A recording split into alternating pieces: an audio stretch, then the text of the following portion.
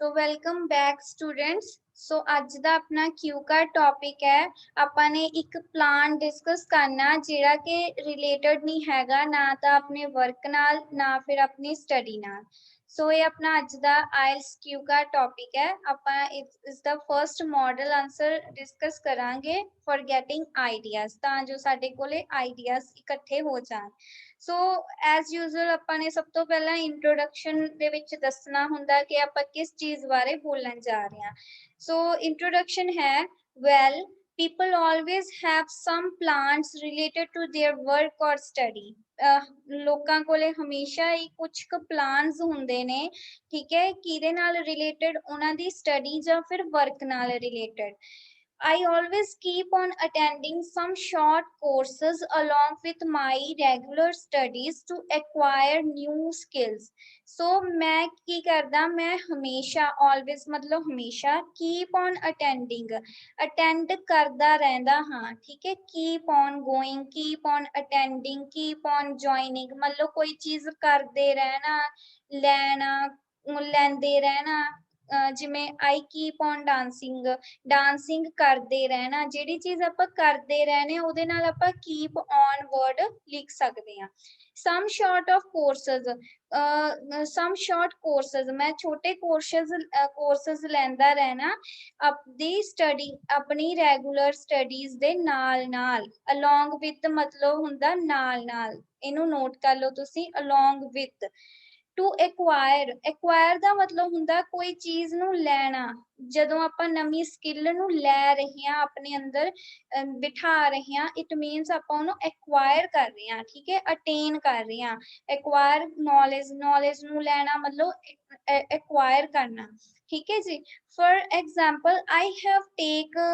taken classes of driving music as well as French some time ago ਉਦਾਹਰਨ ਦੇ ਲਈ ਮੈਨੇ ਟੇਕ ਕਰਨਾ ਹੁੰਦਾ ਲੈਣਾ ਆਈ ਹੈਵ ਟੇਕਨ ਕਲਾਸਿਸ ਕਿਹੜੀ ਚੀਜ਼ ਦੀਆਂ ਡਰਾਈਵਿੰਗ ਦੀਆਂ ਮਿਊਜ਼ਿਕ ਦੀਆਂ ਐਜ਼ ਵੈਲ ਐਜ਼ ਇਸ ਦੇ ਨਾਲ ਹੀ ਕੋਈ ਵੀ ਚੀਜ਼ ਆ ਤੁਸੀਂ ਕਹਿਣਾ ਮੈਂ ਪੰਜਾਬੀ ਵੀ ਸਿੱਖ ਰਿਹਾ ਨਾਲ ਇੰਗਲਿਸ਼ ਵੀ ਆਪਾਂ ਕਹਾਂਗੇ I am learning Punjabi as well as French as well as ਤੁਸੀਂ ਇਸ ਤਰ੍ਹਾਂ ਕਿਤੇ ਵੀ ਯੂਜ਼ ਕਰ ਸਕਦੇ ਹੋ ਜਦੋਂ ਤੁਸੀਂ ਕਹਿਣਾ ਹੋਵੇ ਨਾਲ ਸੋ ਸਮ ਟਾਈਮ ਅਗੋ ਕੁਝ ਟਾਈਮ ਪਹਿਲਾਂ what it is about किस चीज बारे सी किस चीज बारे है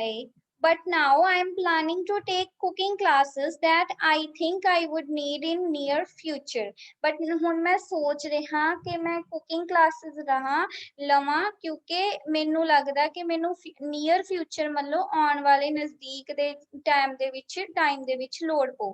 there are quite a few reasons why I want to opt for this course ਇੱਥੇ ਮੇਰੇ ਕੋਲੇ ਇੱਥੇ ਕੁਝ ਕੁ ਰੀਜ਼ਨਸ ਨੇ ਕਿਉਂ ਵੀ ਮੈਂ ਇਸ ਕੋਰਸ ਬਾਰੇ ਇਸ ਕੋਰਸ ਨੂੰ ਆਪਟ ਕਰਨਾ ਚਾਹਣਾ ਭਾਵ ਕਿ ਚੂਜ਼ ਕਰਨਾ ਚਾਹਣਾ why you made this plan ਹੁਣ ਦੱਸਣਾ ਆਪਾਂ ਨੇ ਪਲਾਨ ਕਿਉਂ ਬਣਾਇਆ the fact is that ਤੱਥ ਇਹ ਆ ਵੀ ਗੱਲ ਇਹ ਆ ਕਿ I am planning to move to Canada for my higher study very soon मैं move ਹੋਣਾ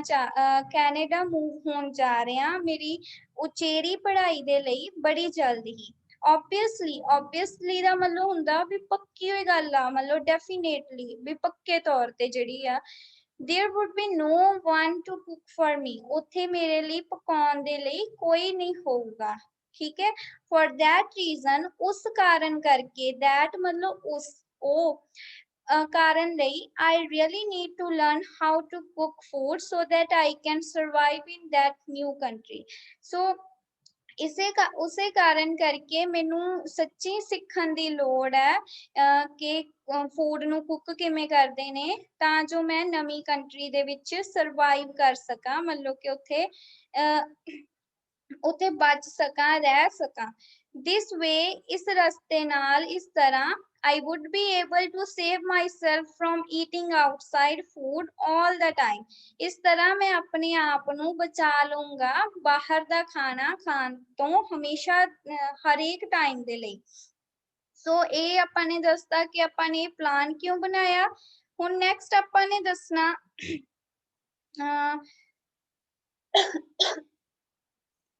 ਹੁਣ ਨੈਕਸਟ ਆਪਾਂ ਨੇ ਦੱਸਣਾ ਜੀ ਇਹਦੇ ਵਿੱਚ ਥੋੜਾ ਜਿਹਾ ਹੋਰ ਐਡ ਕਰਦੇ ਹਾਂ। As many of my friends are already in Canada, क्योंकि मेरे as ਦਾ मतलब क्यों, क्योंकि मेरे कई friends ਪਹਿਲਾਂ ਹੀ already मतलब ਪਹਿਲਾਂ ਹੀ ਕੈਨੇਡਾ ਵਿੱਚ ਨੇ and do not know how to cook food, they ਉਹ ਜਾਣਦੇ ਨਹੀਂ ਕਿਵੇਂ food ਬਣਾਉਂਦੇ ਨੇ ਬਣਾਈ ਦਾ ਖਾਣਾ, they have to buy outside food which is certainly not only unhealthy but very expensive also, ਜਿਹੜਾ ਕਿ ਉਹ ਬਾਹਰੋਂ ਫੂਡ ਖਰੀਦਦੇ ਨੇ ਆਊਟਸਾਈਡ ਫੂਡ ਮਤਲਬ ਜਿਹੜਾ ਬਾਹਰੋਂ ਖਰੀਦਦੇ ਆ ਜਿਹੜਾ ਕਿ ਵਿਚ ਇਜ਼ ਜਿਹੜਾ ਸਰਟੇਨਲੀ ਮਤਲਬ ਜਿਹੜਾ ਪੱਕੇ ਤੌਰ ਤੇ ਓਬਵੀਅਸਲੀ ਜਾਂ ਸਰਟੇਨਲੀ ਜਾਂ ਡੈਫੀਨੇਟਲੀ ਇੱਕੋ ਹੀ ਮਤਲਬ ਹੈ, ਠੀਕ ਹੈ, ਨਾਟ ਹੈਲਥੀ ਜਿਹੜਾ ਕਿ ਹੈਲਥੀ ਵੀ ਨਹੀਂ ਹੁੰਦਾ ਤੇ ਐਕਸਪੈਂਸਿਵ ਵੀ ਬਹੁਤ ਜਿਹੜਾ ਕਿ ਨਾ ਕੱਲਾ ਅਨਹੈਲਦੀ ਹੀ ਨਹੀਂ ਬਟ ਐਕਸਪੈਂਸਿਵ ਮਤਲਬ ਕਿ ਬਹੁਤ ਜ਼ਿਆਦਾ ਮਹਿੰਗਾ ਵੀ ਹੁੰਦਾ ਹੈ ਬਟ ਫਿਰ ਆਲਸੋ ਲਗਾਇਆ ਇਹਨਾਂ ਨੇ ਇਨ ਐਡੀਸ਼ਨ ਇਸ ਤੋਂ ਇਲਾਵਾ along with my studies ਮੈਂ ਆਪਣੀ ਸਟੱਡੀਜ਼ ਦੇ ਨਾਲ I will be doing there some kind of part time job as ਮੈਂ ਉਹਨਾਂ ਦੀ ਕਿਸੇ ਤਰ੍ਹਾਂ ਦੀ some kind of ਕਿਸੇ ਤਰ੍ਹਾਂ ਦੀ ਪ੍ਰਕਾਰ ਦੀ part time job ਮਤਲਬ ਜਿਹੜੀ ਕਿ ਆਪਾਂ ਪੂਰਾ ਦਿਨ ਨਹੀਂ ਕਰਦੇ ਥੋੜੇ ਜਿਹੇ ਟਾਈਮ ਲਈ ਕਰਦੇ ਆ ਉਹ ਜੌਬ ਵੀ ਕਰੂੰਗਾ so if I know how to cook food I can easily find a job in a restaurant so ਜੇ ਮੈਨੂੰ ਪਤਾ ਹੋ ਕਿ ਖਾਣਾ ਕਿਵੇਂ ਪਕਾਉਂਦੇ ਨੇ ਤਾਂ ਮੈਂ ਰੈਸਟੋਰੈਂਟ ਦੇ ਵਿੱਚ ਈਜ਼ੀਲੀ ਕੋਈ ਵੀ ਜੌਬ ਲੈ ਸਕਦਾ ਹੁਣ ਦੱਸਣਾ what you need to do first ਕਿ ਤੁਹਾਨੂੰ ਕੀ ਕਰਨ ਦੀ ਲੋੜ ਹੈ ਸਭ ਤੋਂ ਪਹਿਲਾਂ well soon I will be having holidays and during this time I am going to take the help of my mother in learning this skill so ਮੈਨੂੰ ਜਲਦ ਹੀ ਛੁੱਟੀਆਂ ਹੋਣ ਜਾ ਰਹੀਆਂ ਨੇ ਤੇ ਇਹ ਸਮੇਂ ਦੇ ਦੌਰਾਨ during this time I am going to take ਮੈਂ ਲੈਣ ਜਾ ਰਿਹਾ ਮੇਰੀ mother the help in learning ਸਿੱਖਣ ਦੇ ਵਿੱਚ ਇਹ ਸਕਿੱਲ ਨੂੰ she is a wonderful cook ਉਹ ਇੱਕ ਬਹੁਤ ਵਧੀਆ wonderful ਮਤਲਬ ਕਿ ਬਹੁਤ ਹੀ ਵਧੀਆ ਕੁੱਕ ਨੇ and can cook almost anything so learning this skill from her would also allow me to spend some extra time with her ਸੋ ਇਹ ਸਕਿੱਲ ਜੇ ਮੈਂ ਉਹਨਾਂ ਤੋਂ ਸਿੱਖੂੰ ਤਾਂ ਮੈਨੂੰ ਉਹਨਾਂ ਨਾਲ ਐਕਸਟਰਾ ਟਾਈਮ ਸਪੈਂਡ ਕਰਨ ਦਾ ਵੀ ਮੌਕਾ ਮਿਲ ਜੂਗਾ ਅਪਾਰਟ ਫਰੋਮ ਦਿਸ ਦਾ ਮਤਲਬ ਆ ਇਸ ਤੋਂ ਇਲਾਵਾ ਇਹਨੂੰ ਨੋਟ ਕਰ ਲਓ ਤੁਸੀਂ There is an institute in my city that offers short cookery courses. ਸਾਡੇ ਸਿਟੀ ਦੇ ਵਿੱਚ ਇੱਕ ਇੰਸਟੀਚਿਊਟ ਆ ਸੰਸਥਾ ਜਿਹੜੀ ਕਿ ਆਫਰ ਮਤਲਬ ਕਿ ਦਿੰਦੀ ਆ ਠੀਕ ਹੈ ਕੋਈ ਚੀਜ਼ ਆਫਰ ਕਰਨਾ ਮਤਲਬ ਪ੍ਰਦਾਨ ਕਰਨਾ ਕਿ ਕੁਕਰੀ ਕਲਾਸਿਸ ਮਤਲਬ ਕਿ ਖਾਣਾ ਬਣਾਉਣ ਦੇ ਕੋਰਸਸ ਦਿੰਦੀ ਆ hence I am planning to join this institute as well ਵੀ ਮੈਂ ਇਹ ਜੁਆਇਨ ਕਰਨ ਬਾਰੇ ਵੀ ਸੋਚ ਰਿਹਾ ਇਹ ਇੰਸਟੀਚਿਊਟ ਤੇ ਹੁਣ ਨੈਕਸਟ ਆਪਾਂ ਨੇ ਦੱਸਣਾ ਨੈਕਸਟ ਇਹਦੇ ਵਿੱਚ ਆਪਾਂ ਦੱਸਣ ਜਾ ਰਹੇ ਹਾਂ ਦੋ ਚੀਜ਼ਾਂ ਰਹਿ ਗਈਆਂ ਇੱਕ ਤਾਂ ਕਨਕਲੂਜਨ ਤੇ ਕਨਕਲੂਜਨ ਤੋਂ ਪਹਿਲਾਂ ਕਿ ਐਂਡ ਐਕਸਪਲੇਨ ਕਰਨਾ how you would feel if it is successful ਕਿ ਤੁਸੀਂ ਕਿਵੇਂ ਫੀਲ ਕਰੋਗੇ ਜੇ ਤੁਸੀਂ ਇਹ ਨਵੀਂ ਚੀਜ਼ ਜਿਹੜੀ ਪਲਾਨ ਕਰ ਰਹੇ ਹੋ ਉਹਦੇ ਵਿੱਚ ਸਕਸੈਸਫੁਲ ਹੋਗੇ so that I can learn most of the Punjabi cuisine along with some international ones ਤਾਂ ਜੋ ਮੈਂ ਪੰਜਾਬੀ cuisine ਦਾ ਮਤਲਬ ਹੁੰਦਾ ਖਾਣੇ ਨਾਲ ਰਿਲੇਟਡ ਜਦੋਂ ਗੱਲ ਹੋਵੇ ਉੱਥੇ cuisine word use ਹੁੰਦਾ along with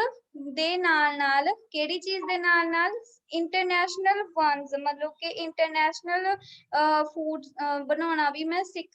Sikh ਪਾਉਂਗਾ I am pretty ਸ਼ੋਰ ਮਤਲਬ ਵੀ ਮੈਂ ਕਾਫੀ ਸ਼ੋਰ ਆ ਪੱਕਾ I will enjoy taking classes ਮੈਂ ਇਹ ਕਲਾਸਿਸ ਲੈਣਾ ਇੰਜੋਏ ਕਰਾਂਗਾ and I will learn it very quickly ਮੈਂ ਬੜੀ ਜਲਦੀ ਸਿੱਖ ਲੂੰਗਾ since I have a deep interest in cooking since ਦਾ ਮਤਲਬ ਕਿਉਂਕਿ ਮੈਨੂੰ ਡੀਪ ਇੰਟਰਸਟ ਆ ਜਾਂ ਕਹਿ ਲਓ ਕਿ ਕੀਨ ਇੰਟਰਸਟ ਆ ਕੁਕਿੰਗ ਦੇ ਵਿੱਚ कंक्लूजन सिंपल लिख दो, overall cooking is one skill that I am planning to learn in near future. Cooking ही ਉਹ ਕੱਲੀ ਸਕਿੱਲ ਆ ਜਿਹੜੀ ਕਿ ਮੈਂ ਆਪਣੇ ਆਉਣ ਵਾਲੇ ਨਜ਼ਦੀਕ ਦੇ ਫਿਊਚਰ ਦੇ ਵਿੱਚ ਸਿੱਖਣਾ ਚਾਹੂੰਗਾ। So it is your today's QCard topic। तो I think now you have enough ideas, ਤੁਹਾਡੇ ਕੋਲੇ ideas ਨੇ and you can speak about anything if it comes to your